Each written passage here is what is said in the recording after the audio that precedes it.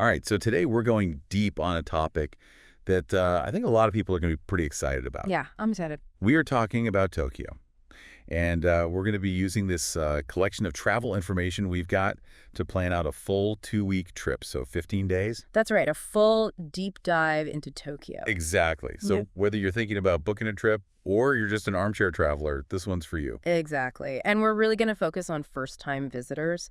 What are the absolute must-sees, must-dos, the essential tips for navigating the city, a little bit about local customs, how to save money, and of course, we can't forget the incredible food scene. Yeah, we got to talk about the food. I mean, come on, it's Tokyo. Uh, So where are we even going to start with all of this? I mean, 15 days, that's a pretty good chunk of time. Well, why don't we jump right into crafting a possible itinerary, like a sample day-by-day plan, just to give folks a starting point. And, of course, this can be completely tailored to your own interests. But let's say you land at Narita Airport, that's NRT, or maybe Haneda, HND. We'll touch on transportation later, but let's assume you get into the city, get settled, and now you're ready to explore. All right, day one, what do we do? I'd say day one, head straight to Shinjuku. It's this incredible district known for its skyscrapers, and honestly, it's just buzzing with energy. There's so much to see and do there. Skyscrapers, huh? So we're talking like towering buildings and impressive views. Exactly. In fact, if you want to get a real sense of the scale of Tokyo, head to the Tokyo Metropolitan Government Building. They have these observation decks up there that give you these panoramic views of the entire city. And here's the best part, they're totally free. Free. Sign me up. Okay, so we've taken in the views. We're feeling good. What's next? Well, I'm going to go ahead and say it, ramen. You cannot go to Tokyo and not experience the wonder that is ramen. Okay, ramen, I'm hearing you. But let's be real, noodles are noodles, right? Oh, no, no, no. You see, ramen is a world unto itself. I mean, we're talking about a universe of flavors in a single bowl. There's tonkotsu ramen, which has this rich, creamy pork bone broth. It's like a hug in a bowl on a cold day. Okay, I'm starting to see why this is a must-try. And then there's shoyu ramen, which is a lighter soy sauce-based broth. It's packed with flavor, but in a more delicate way. You can find so many variations with different toppings, noodles, spices. It's amazing. All right. You've convinced me. Ramen it is. Mm. So we're full of delicious ramen. What's day two looking like? All right, day two. Let's hit up Shibuya. This is where you'll find that iconic scramble crossing. I mean, pictures don't really do it justice. You have to experience the sheer volume of people crossing from all directions at once. It's mind-blowing. I've seen pictures of that, but I can imagine actually being there is something else entirely. Oh, absolutely. It's like being in the heart of a beating, pulsing city. And while you're there, make sure you look for the Hachiko statue. It's a really touching story about this loyal Akita dog who waited for his owner at the train station every day, even after his owner passed away. Oh, wow. That is really sweet. So day two is all about the energy and the feels. What about day three? All right, day three. Let's switch gears completely and head over to Asakusa. This is where you'll find Sensoji Temple, which is Tokyo's oldest temple.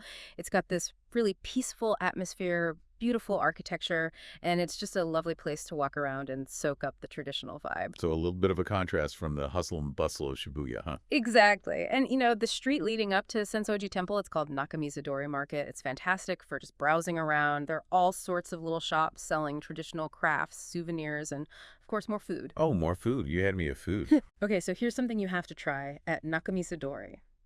Onigiri. They're these little rice balls filled with all sorts of savory ingredients. They're like the perfect grab-and-go snack, and they're really delicious. Okay, onigiri. Got it. So that's our first 3 days in Tokyo. Yeah. We've seen skyscrapers, eaten ramen, experienced the scramble crossing, visited a temple, and tried some onigiri.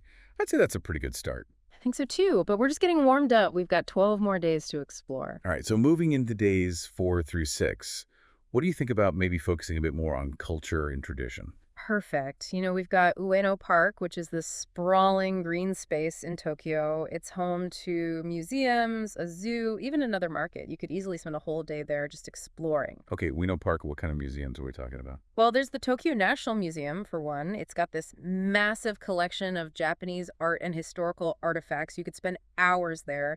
and still not see everything. So for the art and history buffs out there, this is a must-do. Definitely. And if museums aren't really your thing, there's Ueno Zoo, which is a fun place to visit, especially if you're traveling with kids. Yeah, a zoo is always a good option.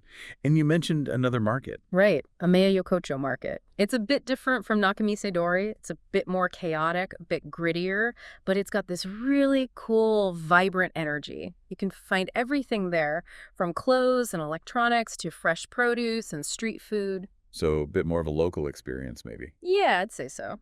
Now, for day 5, why don't we go for something completely different? How about a visit to Meiji Jingu Shrine? A shrine. Yeah, it's a Shinto shrine dedicated to Emperor Meiji and Empress Shokin. It's nestled in this peaceful forest right in the heart of Tokyo. It's a great place to escape the city noise and just enjoy the tranquility. Sounds peaceful. I like it. It is. It's really beautiful. Now, for day 6, this one requires a little bit of planning because you need to book tickets in advance, but it's worth it. The Ghibli Museum. The Ghibli Museum. Okay, I've heard of this. It's like the place for fans of Studio Ghibli movies, right? You got it. It's like stepping into the world of those magical animated films. It's super whimsical, interactive, and just a really unique experience. But like I said, tickets can be hard to come by, so make sure you book well in advance. Okay, noted. Now, I know you said we'd talk about food later, but since we're talking about Ueno Park, I have to ask what kind of culinary delights are in store for us there? Oh, you're in for a treat. Ueno is known for its soba and udon noodles. These are 2 other classic types of Japanese noodles you have to try. Soba is made from buckwheat, and it has a slightly nutty flavor. Udon is made from wheat, and it's thicker and chewier. Okay, so 2 very different noodle experiences. Right, and you can have them hot or cold, in broth, with dipping sauce, and there are tons of different toppings you can add. It's really up to you how you want to experience them. Sounds delicious. Okay, so we're 6 days in, we're feeling cultured, we've explored parks and temples, we had our fill of noodles. Where do we go from here? All right, let's shift gears again. Days 7 through 9, we're diving into pop culture and modern trends. So, day 7, Harajuku. Harajuku. I've heard of that. It's like the fashion capital of Tokyo, right? Yeah, it's known for its bold, colorful street style. You'll see all sorts of unique outfits and fashion subcultures. There's Takeshita Street, which is like the heart of Harajuku fashion, and then there's Meiji Street, which is a bit more upscale and trendy. So something for everyone, basically. Exactly. You can just wander around, people watch, do some shopping, soak up the vibrant atmosphere. It's a really fun place to be. Now, day 8, how about Akihabara? Akihabara. I'm not familiar with that one. What's it all about? Oh, Akihabara is like a geek's paradise. It's known as Electric Town, and it's the place to go for electronics, anime, manga, video games, basically anything related to Japanese pop culture. Okay, so if someone is into that sort of thing, they can spend all day in Akihabara and be totally happy. For sure. There are shops upon shops filled with everything you can imagine, plus themed cafes, arcades. It's really a whole experience. Sounds like a sensory overload in the best way possible. Okay, day 9. Day 9, let's revisit Shibuya, but this time we're focusing on the department stores. They're not just your average department stores, though. I mean, they're huge. They have everything you could possibly need. And their food halls in the basements, they're like a whole other world. They're called Deipachika, and they're a must-see for any foodie. So a second trip to Shibuya is in order, but with a different focus this time. Yeah, I think so. It's a different side of Shibuya, and it's worth exploring. All right. And I'm assuming there's some special Shibuya food we need to try while we're there. Okay, since you're asking, you have to try yakitori. It's basically grilled chicken skewers, and they come in all sorts of different flavors. You can find them at street stalls, in izakayas, which are Japanese pubs, and they're just a really fun and delicious way to experience Japanese cuisine. Yakitori. Got it. So that takes us through day 9. Where are we headed next? All right, so days 10 through 12, how about we take a break from the city and explore some of the surrounding areas? Oh, a change of scenery. I like it.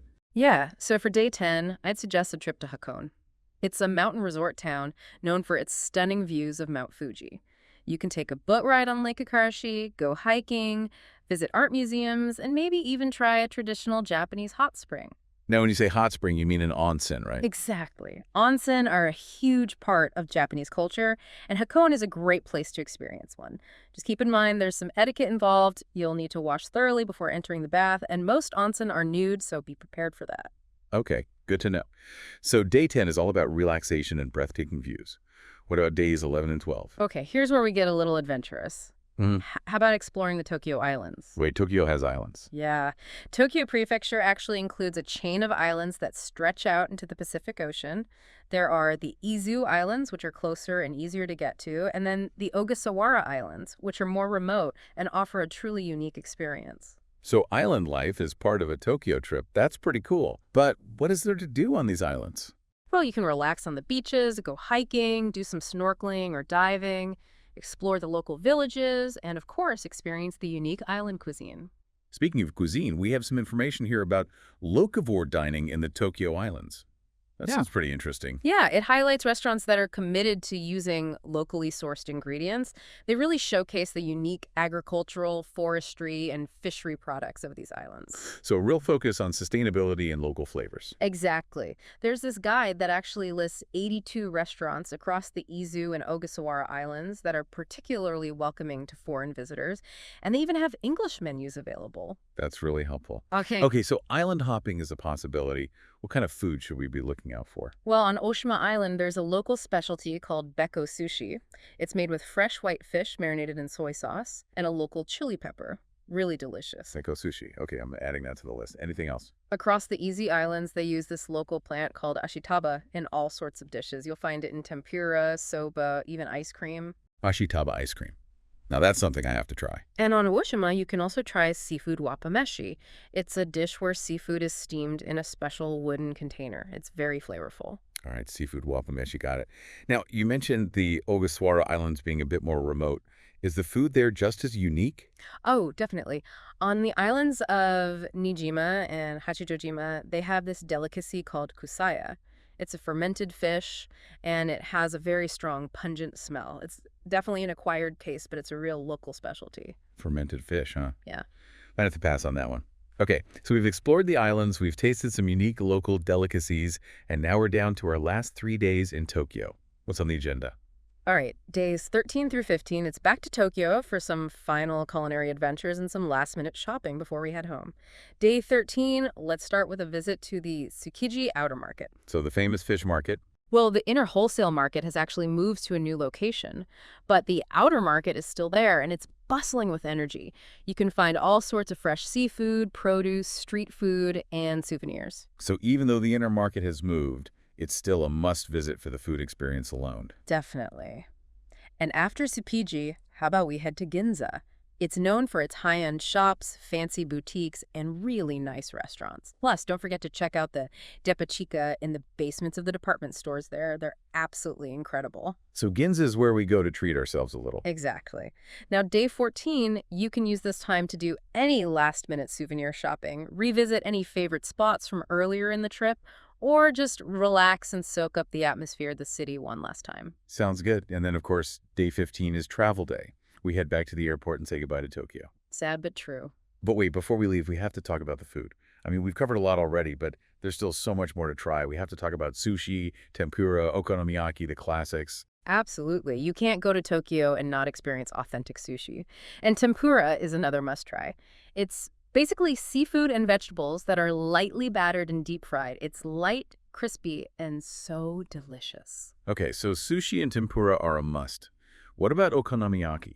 Okonomiyaki is really fun because it's often cooked right in front of you at your table. It's like a savory pancake with all sorts of ingredients you can choose from. You can have it with meat, seafood, vegetables, and different sauces. It's really delicious. So it's interactive and delicious. I like it. Like it.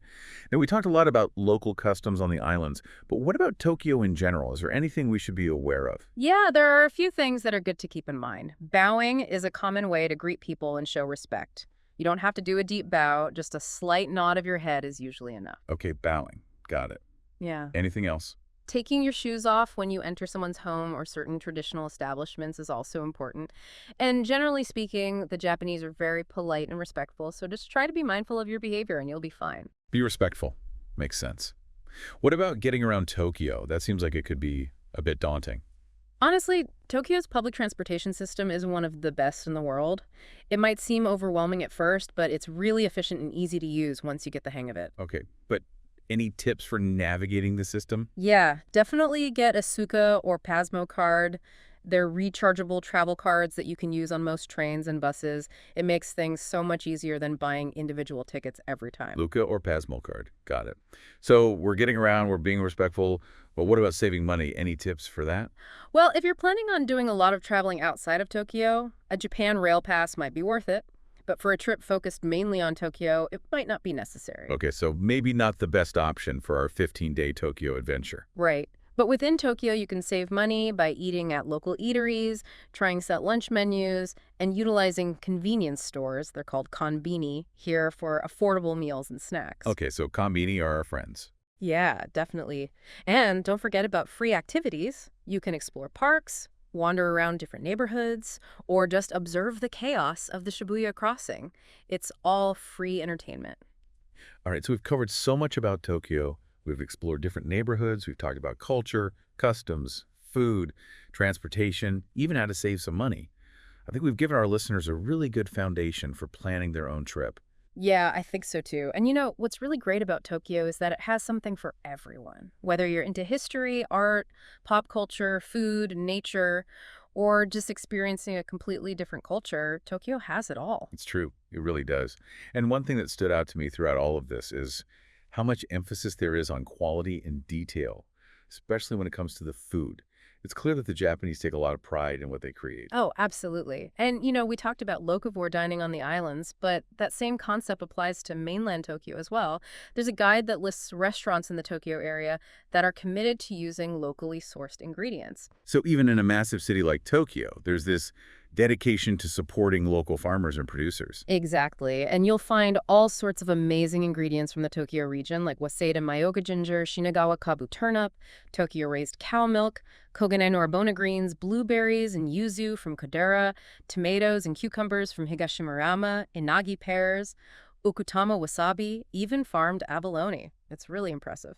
It's really cool to see that kind of local focus. And I also read about the E-Mark certification, which designates products made with local ingredients or using traditional Tokyo methods. Right. It's a great way to identify products that are truly unique to Tokyo. So, as we wrap up our deep dive into Tokyo, I have to say I'm feeling inspired. It's such a vibrant, dynamic city with so much to offer. I'm ready to book my flight. I know, me too.